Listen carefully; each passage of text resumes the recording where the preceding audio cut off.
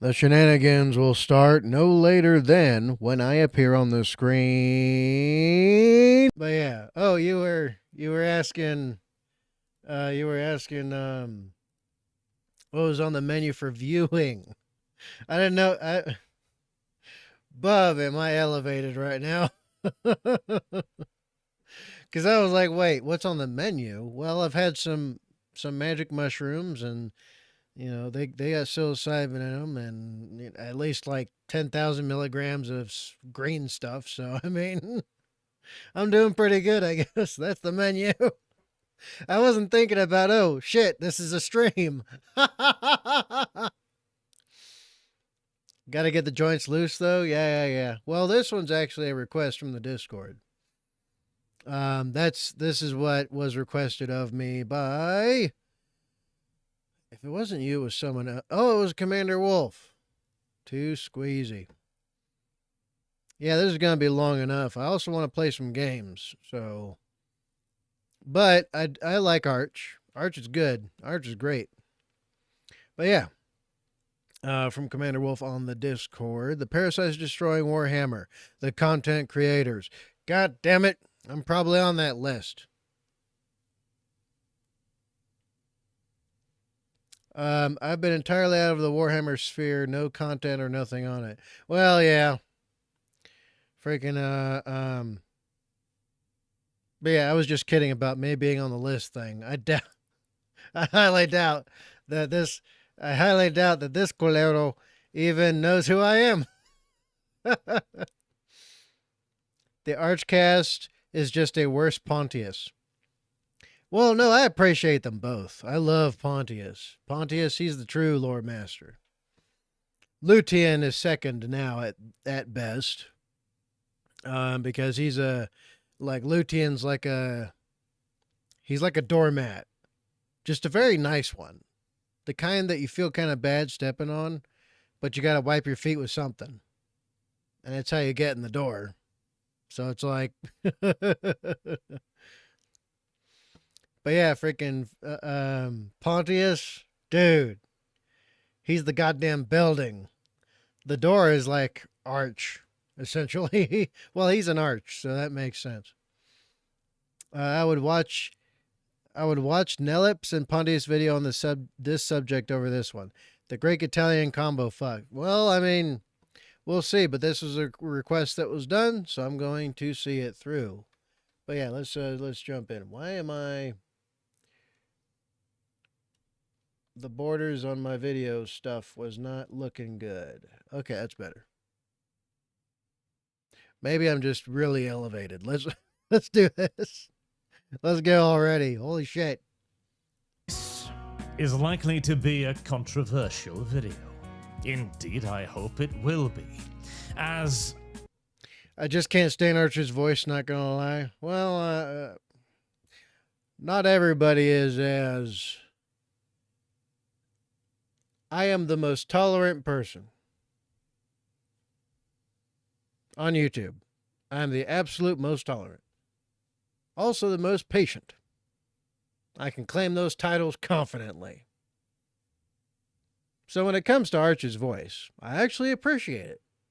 He makes me appreciate that I don't have to have such an accent in order to say the same shit. just I'm just saying. Let's keep going. I'm likely to burn some bridges with this, but the topic must be raised. And if not now, then when? If not me, then who? But before we get into the drama of it all, I would like to begin. I think Arch would be a wonderful freaking voice actor.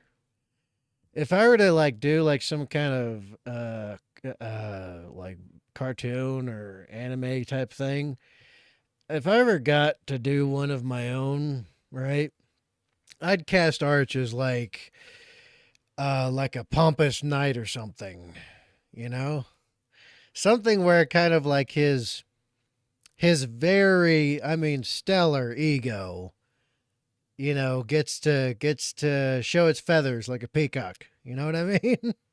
You get what I'm saying? I swear to God, though, that's what I think of. I'm like, I want Arch as a voice actor in some shit I make. It'd probably be about like I don't know, Crusades alternate timeline or some bullshit, right? And then he gets to be like a royal, like a noble, knight of the, I don't know, and just, and he gets to act like it. He's like his own lord and everything. I swear to God, he'd probably love that kind of a role. But anyway, let's continue. Begin with a retrospective to set the stage. For you see, Warhammer, the reason why I'm doing this, the passion for the setting, well, it was the reason I started doing YouTube many. Okay, maybe I need to put this on 1.25. Okay, maybe that's what I need to do.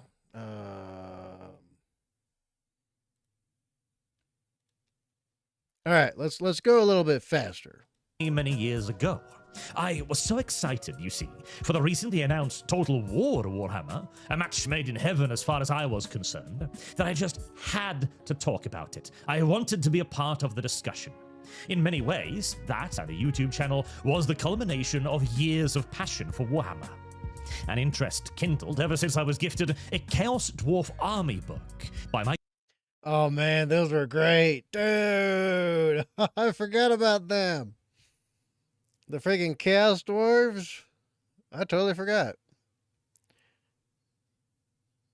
Dude, look at that freaking... The bull has fire coming out of its nostrils. That's how you know it's a demonic demon thing. Is how much fire comes out of places that it shouldn't. You know what I mean? Grandmother, who had no idea what this was, and I had no idea what this was. But I devoured it. Literally read it until it started to fall apart.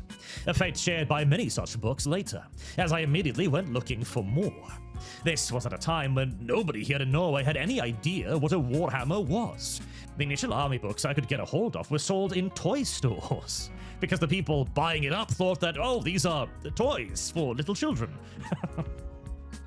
I'm grateful to that fact, but eventually I had to start ordering army books from England directly, still with very little clue as to what all of this really was. All I knew was that I loved the universe, and I wanted more of it. A Wood Elf Codex and a Skaven Codex were next, also read until they fell apart. Man, the freaking 80s of it. How 80s it is. That's freaking great. With the freaking super long spike hair and a mohawk. It says rock and roll. It really does. Metal, rock and roll, and fantasy all meshed into one. That's this. And hippiness. That's all meshed on this cover. I swear to God. Bub. And I feel like even today, I could recount the events of Arthur Lawrence's Winter of Woes or the Black Plague that ravaged the Empire by heart. In other words, Warhammer was an amazing setting and had me hooked. It inspired tremendous passion in me and many others, as I eventually discovered 40K and other fans of it too.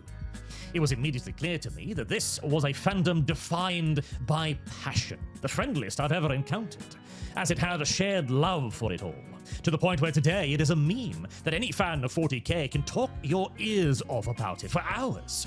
And considering I myself have produced literally thousands of hours of lore videos about it, yeah, the meme is very much so real. I love that, where it's just like text bubble going all the way to hell. But modern day Warhammer is a very different thing. It is not in a healthy place. And I don't mean economically, mind you, as GW stocks are up and will continue to climb for quite some time yet. Because Warhammer 40K is closer than it has ever been to going mainstream. And with the upcoming Amazon TV show, it is all but guaranteed that the long-cherished dream of GW will be fulfilled. This, however, is a deal with the devil. A Faustian bargain where Games Workshop sells the very soul of Warhammer in return for short-term riches. Significant riches, make no mistake. But like the Midas touch, they will in the end be a curse upon 40K. We can all see it. Fans, both old and new, with genuine enthusiasm for the setting, cannot help but notice how much less 40k the setting has become. Or Yeah, can't really escape that. All of that to say, even though I put it up to 1.25 speed, all of that to say, basically, we should have gate kept harder. So much harder. We should have straight up made it political from the get-go, because we should have known other people would make it political, period. And been like, okay, which way you swing? Swing that way? Well, you're out.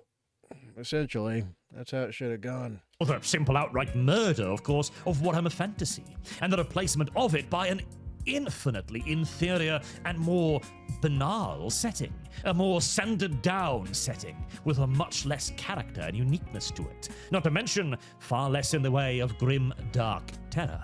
For what once literally coined the term grim dark, Warhammer 40,000 has now transformed into a strangely twisted ho-punk setting, where innumerable armies of new space marines, better than ever, hidden away in magical vaults, created by a walking deus ex machina, march in legion strength, led by plot-twisted, resurrected Primarchs as they reverse the greatest victory in Chaos history.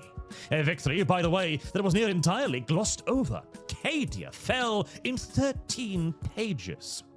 The entire 40k universe was upended, and Chaos's greatest, most glorious moment was simply just over in a heartbeat. Before any one of us could even blink, we'd moved on to an entire new era of 40,000, 1,000 years in the future. To call the gathering storm rushed and undercooked would be like calling a rotten roadkill by the side of the road a pinch poorly heated. I mean, it did in a lot of ways it did fall flat. I mean, if you compare old Warhammer writing to new Warhammer writing when it comes to the books alone, forget everything else. Forget the codexes and all that shit. Just the books. Just track the progress by the books. The books from, years and years and years ago are far superior to the books that have been churned out now. I mean, there's some good ones now. Don't get me wrong. There's still a lot to love. But they're more just shoving and pushing everything forward rather than progressing it, naturally and organically. There's giant differences. And more importantly, the Gathering Storm was near completely deprived of the passion that once made Warhammer great. It was self-evident in the storytelling and how little of there it was, compared to virtually every other era of 40k, or even to Warhammer Legends, or to the Horus Heresy. The Gathering Storm was in many ways the death knell of the last passion from GW towards their setting. And hey, we don't even need to get into the esoteric mysteries of lore to demonstrate 40k's decline. Warhammer Plus is the very pinnacle example of GW's failings in the eyes of its fans. Imagine going back in time, 15, 20 years, and saying, in the future, there will be dozens of 40k animated shows. Even full-on CGI movies about space marines so cool, it will even have the normies interested. You could not even imagine a scenario back then where each and every one of us would not have been glued to such a service. Little did we know how much of a curse it would be. Complete and absolute bullshit, period. All the way up and down. May your hobbies become mainstream. God, what a curse. GW even, of course, secured some absolutely amazing talent, like the creator of Astartes, Seema Pedersen. But the predatory and straight-up threatening way in which they did it, well, today, not only are we not glued to it, but Warhammer Plus is known mostly for failure after failure, and as an absolute PR disaster. Its battle reports are outcompeted by random YouTubers. Its Lore Masters show is the shallowest, baby's first 40k lore to have ever cursed the internet since TikTok. And its flagship animated series? plagued by delays and disappointment, on top of the enormous drama of GW threatening to sue fan creators and forcing them to sign unreasonable contracts to work for GW officially, contracts that practically all of them resented and fled within a year. Even now, in a desperate attempt to prop up the failure of Warhammer Plus, GW continues to make anti-fan moves, like taking their Army Builder app and placing it behind the Warhammer Plus paywall. And this is all to say that Games Workshop has become actively hostile towards its own fans, a thing clear for all to see as the company desperately tries to rid itself of all of us who made 40k what it was, eager to replace us with the promised hordes of a wider audience, casuals that Amazon has promised them. And they will come. GW's market cap will skyrocket. But just like 40k is now set to cannibalize the corpse of Star Wars, which went through much this precise same trajectory with Disney, a niche entity, a cultural phenomenon picked up by a larger company that pivoted to sell it to the widest possible audience. This necessitated the watering down of what was, the casualization and broadening of appeal, until Star Wars was no longer Star Wars, just a shadow of its former self. Yeah, making everything as popular as possible doesn't seem like it was the best choice.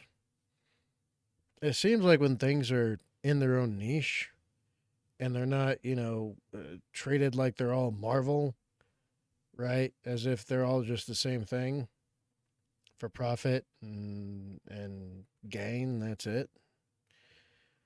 Well, it loses its soul. Loses what gave it a spirit. It becomes a corpse of what it once was. Because the spirit has been completely and totally drained. And then it just becomes another thing on a shelf. No more or less important. Just same. A corpse to be cannibalized. And soon enough, something else will come up to cannibalize the corpse of Warhammer 40,000. And once, not so long ago, I thought that was inevitable, that the course was set in stone. But I have changed my mind somewhat on this. I think there is still a way to save 40k. But to do that, we are going to have a tough talk about the community, and specifically about those who have a unique responsibility to 40k and the universe we all supposedly love, the content creators. If you've survived this lengthy preamble, which, as much as I tried to cut down, I felt was fundamentally necessary to the heart of this video, then, well, firstly, congratulations. And secondly, if the video also reaches its intended audience, you may not agree with me on much, politically speaking at least. But I hope that as fellow fans of Warhammer 40,000, you will still consider what I have to say. Nah, they won't. They never do. If they're on the left, well, they hate you. You're not a fellow fan. You're an enemy who is... You're an ideological enemy who is, that is doing something that they're doing, and they don't like it, right? Okay, they're that kid who is playing with the toy that, plenty of other kids can play with at the same time and doesn't want anybody else to play with it. And so because you're trying to, get them to share, well, then they try to smash you in the face with the toy. And then if they can, they will kill you and then take it from you anyway, because that's literally what they set out to do. So, yeah, it's literally how it is. As it has been my conclusion now that Warhammer 40,000's online creator community is infested. Parasites and leeches feeding off a body that they too already know to be dying and yet are doing nothing to stop the decay. Worse, through action and inaction, they are cementing the inevitable death of the grim dark universe. This is obviously a very severe condemnation, as it suggests that the astounding majority of 40K content creators are not merely passive participants in the decline of the franchise, along for the ride, so to say, but an active and willing source of the rot infesting the thing we all proclaim to love.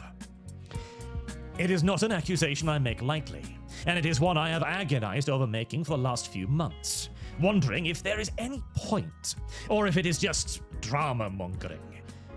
Or if it is all just pointless in the end, that I am struggling futilely. But it is an accusation I must make, lest I be just as culpable as those I now criticize. But enough bloviating. Let's get to the meat of the matter, finally. Why? Okay. Enough bloviating. Got it. As if you hadn't already said enough in the first, 10 minutes? 12 minutes? Jesus. He's laying it on thick. He's not wrong, though. Reduce the dozens of 40K content creators with a combined fan base in the millions to nothing more than carrion creatures feasting on a corpse they helped slay. The accusation stems from a realization I had in the wake of information I received from an anonymous source about the actions of the lead editor of the Warhammer 40,000 community site. I made a video on that, which I would suggest you watch for the full context. But the short version is this. A GW employee, Tom Mendelsohn, was writing some pretty disgusting comments about Charlie Kirk in the immediate aftermath of his death. Further information provided to me by the anonymous source also claimed and substantiated that this GW employee had been instrumental in the politicization of Games Workshop in a left-wing direction.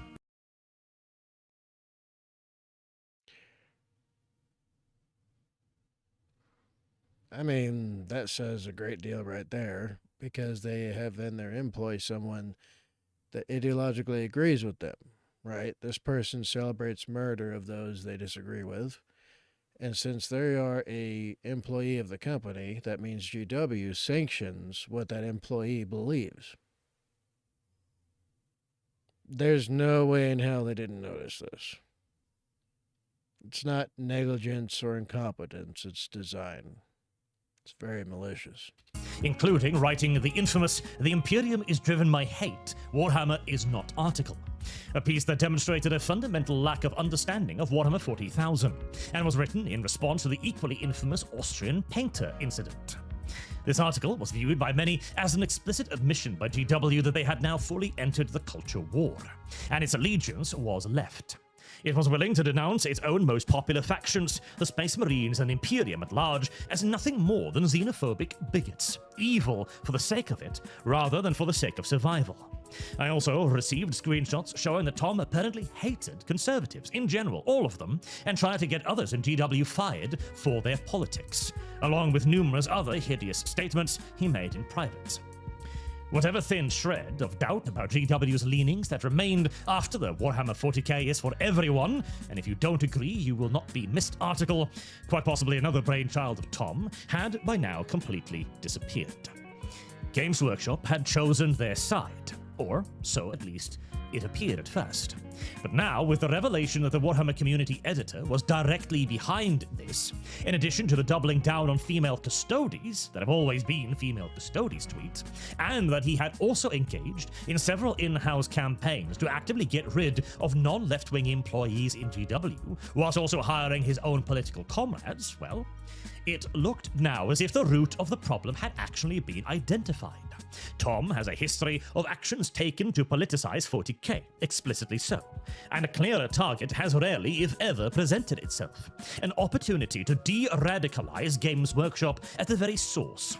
And even if Tom was not alone in this, and I guarantee you he was not, his summary dismissal would send a strong internal message that the role of the company is to make Warhammer, not politics.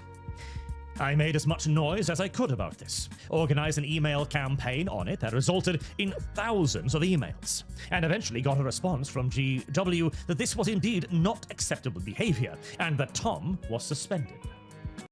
Suspended. Yeah, sure, right. But there was no official statement, no actual firing as of yet. Tom's LinkedIn page simply says, potentially looking for the next step. Best case scenario then, he is still suspended, but not fired. Worst case scenario, he is simply on paid vacation until he can be brought back in. Why would GW do this? Why would a company so eagerly cling on to a person who should, by all rights, be an enormous PR hazard, as well as a known political activist within the company? Well, it reminded me of several other messages I had received too, from people within GW who claimed that the plan was to simply shut up and bunker down, wait out the controversy, as they were certain it would not attract over much attention. Which seemed crazy. This was a far larger piece of drama than the Austrian painter could ever be, a far larger piece of drama than that which caused the Warhammer is for Everyone campaign. And yet, I said back then, maybe they are right. And I say right now, they were right, as I have seen hardly anyone else cover this. None of the lore channels, Luton, Baltimore, 40K Theories, etc.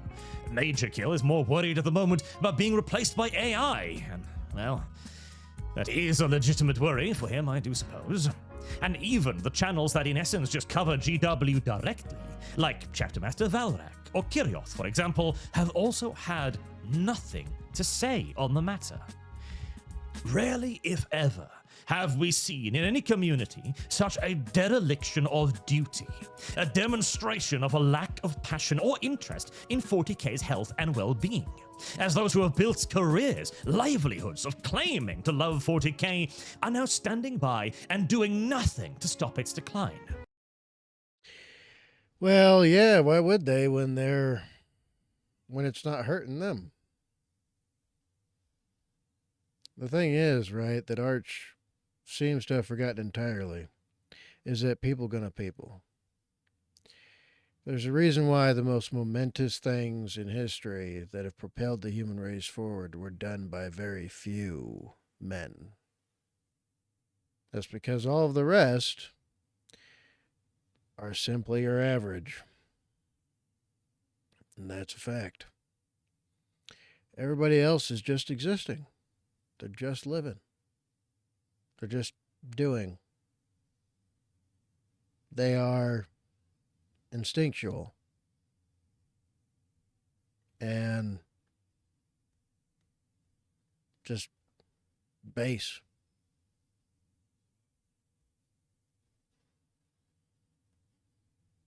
Wars are fought by the least amount of people, right, comparative to populations. You know, great leaders, they're very few and far in between. Why? Because everybody else, they're literally just, it's as I say, it's just people gonna people. That's pretty much it. Those of us who, you know, try to do the right thing, try to do the good things and make do with what's right, we are always going, it seems, to be in the minority, greatly so.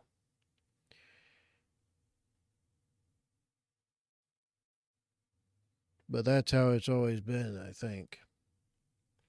Right? Even though there's plenty of, you know, people of renown throughout history, it's still a greater number of those who are the nobodies. Those whose names do not pass through history. Those who never make a legend. Those who never make an impact or do anything big themselves. They simply either follow those who do, or they're one of the nameless masses. And that's basically it. So it seems like Arch has completely forgotten something, or at least I would think someone like Arch would have learned this a long time ago. Worse still, their deliberate inaction and in many cases uncritical cheerleading, their toxic positivity and defense of even the most ridiculous of GW's decisions is directly responsible for the decline. As GW, as a company, will always seek to get away with the scummiest behavior it can. It is the fans, and more pressingly so, the community leaders' responsibility to push back on it. And in a time where GW can launch 250 plus lawsuits in a weekend, including suing a Battletech Warhammer mech model, clearly the community has not held GW to any sort of accountability for a long time, as the company has no fear at all of receiving any meaningful backlash. But why is this the case? And why should they? Why should all of these other channels cover this? Who am I to dictate what other people cover, after all? And how could ignoring this one case be enough to justify such a litany of damning accusations that I made just now? It is quite simple. If you asked pretty much any of these content creators if 40K is better today than it was before, they would say no. We might have different favorite periods, but it is very difficult indeed to argue that Warhammer is getting better, or that it has a bright future as a universe ahead of it. If you further ask them if real-life politics should be a part of 40K, most of them would yet again say no. And those who may not, like Oculus Imperia, well, it is because Tom Mendelsohn represents them. Tom is their politics. It is their side. And the left is ever famous for its tribal nature. And as I have stated before, the definition of a tourist is a person that values their real-life personal politics more than their escapism. Fortunately, though, the tourists are still quite rare, or so at least we continue to think. And you will be hard-pressed today to find a Warhammer fan that does not go all doughy-eyed and nostalgic at what Warhammer was, how it felt better, looked better. That's why I've chosen to run some very old footage in the background. And as for politics, again, with the exception of those who see themselves in Tom and his goals to politicize 40K, nobody wants politics, real-life politics, in Warhammer. And the two are not separate. Politics is a key component of what has made 40K less 40K.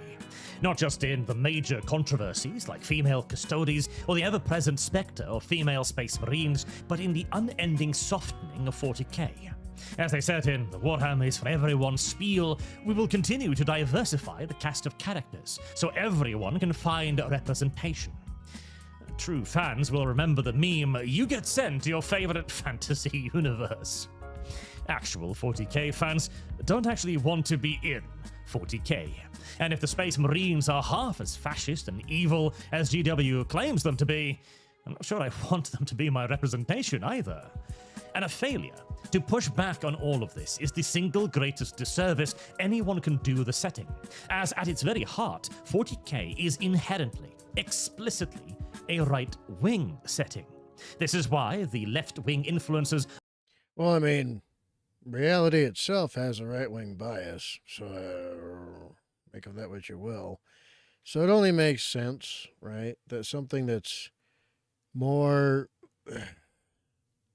How do I encapsulate this? It's really hard to condense stuff down. But if you were to take the general morality and ethics of 40K,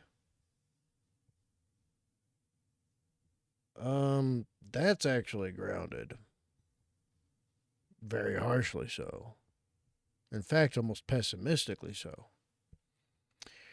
But it's actually closer to reality when it comes to overall setting morality and ethics at its base than it is anything else. So that only makes sense, honestly. Are so corrosive. Indeed, it is so obvious, it is right there in the opening blurb. Abandon the false promises of progress. And in its slogans, an open mind is like a fortress with its gate unbarred and unguarded. Any element of modern-day progressivism inserted into a setting like this, like gender representation through female space marines, to take the most popular example, will inevitably, intrinsically be toxic to the setting as a whole. Progressivism is simply immiscible with 40K. And we could go on to list all of the examples, like the reaction to female custodies, or the clear tonal shift in 40K from one of hopeless decline to Primarchs popping out of the woodworks. Or we could belabor the numberless examples of wokeism destroying entities in gaming, in movies, in TV, etc., etc. But this horse has long since been beaten into submission. It does not need reiteration here, as the inescapable fact is that the left wing's need to force its agenda into everything it touches has near universally been a disaster. And there is no indicator that 40K will magically somehow be different. In fact, quite the absolute opposite. This fact has been exhaustively documented again and again and again, to the point now where ignorance is simply no longer a defense. One must ask oneself then, do I want 40K to get better? Would I like it to remain 40K? Because if the answer is yes, then this was the time. This was the opportunity to do something that might, probably even, actually matter. And it would not even have taken a political stance to do so. All it would have taken was to condemn a man dancing on the corpse of a murdered conservative. This should be a simple and self-evidently moral stance in and of itself. But GW was right. That was, in fact, too much to ask. Those with the power to change things, perhaps the only ones with that power, the community leaders, have demonstrated no intent in doing so.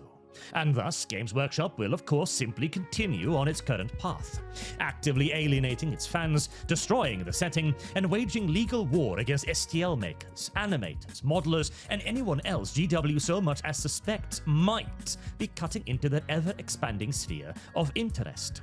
As even just a few weeks ago, we learned about an alleged attempt not to enforce copyright, but to declare the very production of models compatible with 40K that could be used in games of 40K to be in and of itself a legal violation of GW's rights.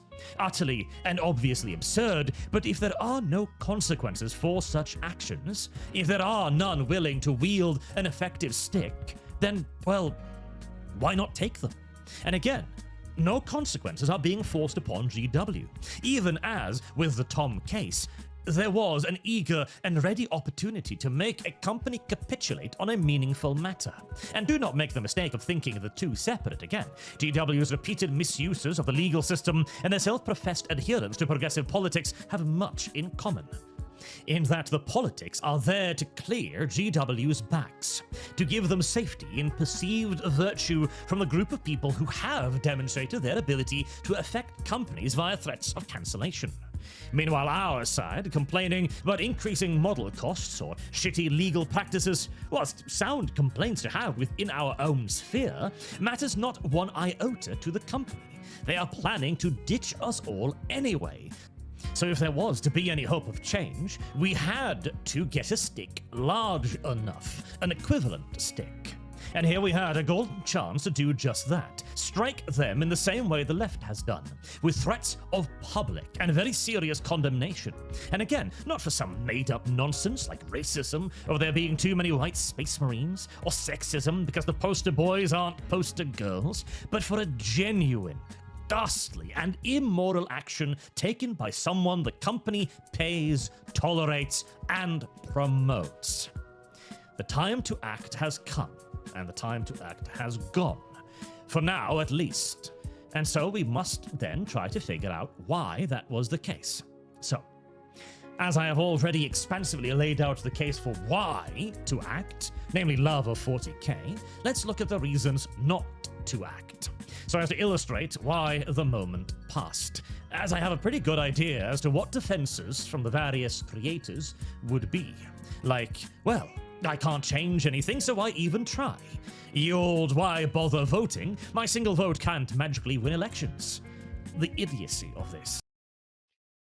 See, this is called banal evil, and it's called banal evil for a very good reason. Correct. Change does not magically happen at the snap of a finger. I mean, it's this simple, right? It's this simple. If you don't stand in the way of evil, take the chance of being the one to stop it. then you're standing out of its way. And that's a deliberate decision you're making.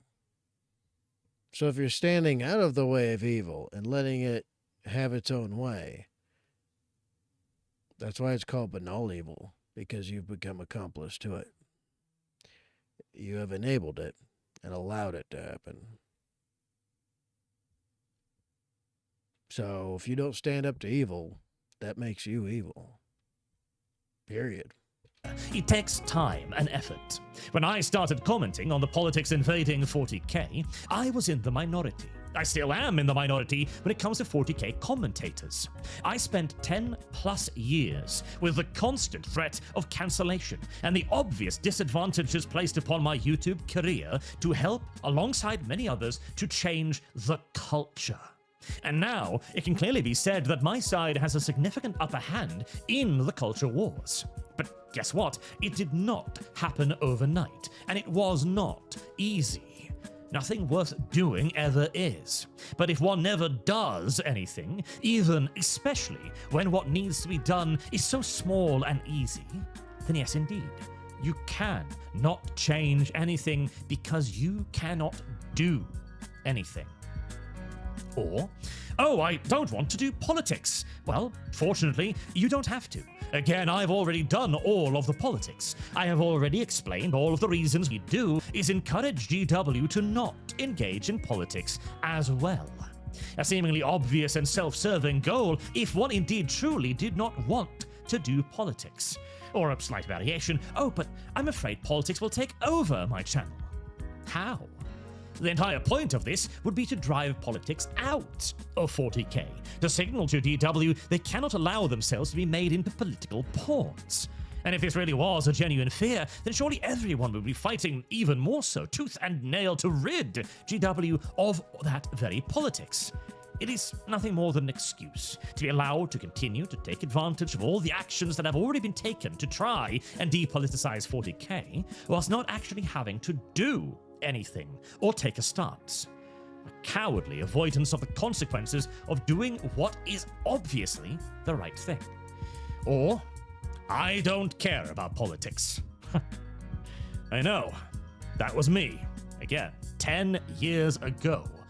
As I learned that no matter how little I might care about politics, politics does care about me, whether I would like it to or not.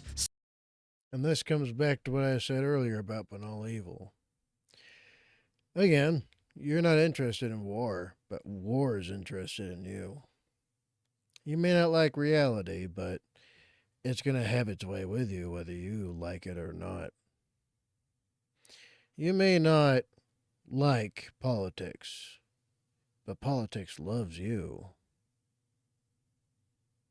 You see, you help, right, more by doing nothing than you do by deciding to do either way. If you're on the fence, right, you're in the way of someone else. You are the fence.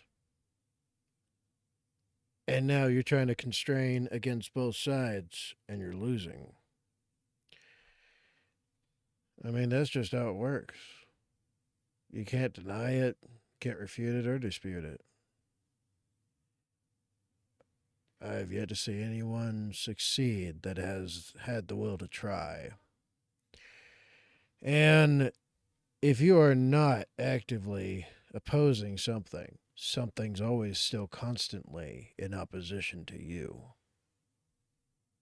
That's why decisions are more momentous than inaction, no matter what.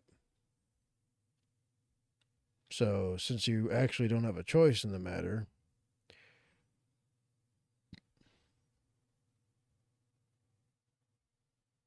sticking one's head into the sands as an ostrich and simply pretending everything is fine is rarely a functional strategy. And the simple fact is, we have identified the thing that makes 40K worse. The trajectory is clear. It is Disney's Star Wars' trajectory. 40K will all the individuality ground down as obstacles to appeal to a wider audience. And slowly, as the thing that once made 40k into 40k are all sanded down and sanitized, it will die. Not tomorrow, not next year. This decline is measured in decades. If the Henry Cavill TV show is great, it will take 20 years, maybe 30, before the wider audience, the people who were never fans at all, having finally gotten their bland, vaguely 40k shaped slop, will wonder why this boring, generic old thing was ever popular in the first place, and walk away to embrace the next hot thing. It is what is happening to Star Wars right now. It is what will happen to 40k later. I think that basically sums it up. There's really nothing else I can add to this. But he's 100% right in every way. The parasites destroying Warhammer, the content creators. I mean, I'm a content creator. I mean, I guess in a way I'm still a parasite because, you know, I talk about the things I like to talk about, and then, or is that just me propagating? I don't know. You tell me. But yeah, this one was good. It's super long, and I want to get to gaming or doing something else. That's what I want to do. But you know what? Arch is right. Unfortunately, you know, I mean, nothing lasts forever. That's true. But I would have hoped that at some point, you know, it would have come back, but I guess not. That being said, this one was good. Thank you, Commander Wolf. I appreciate it. Although it's long as hell for Arch. Arch is better in like 20-minute videos or something like that. I swear to God.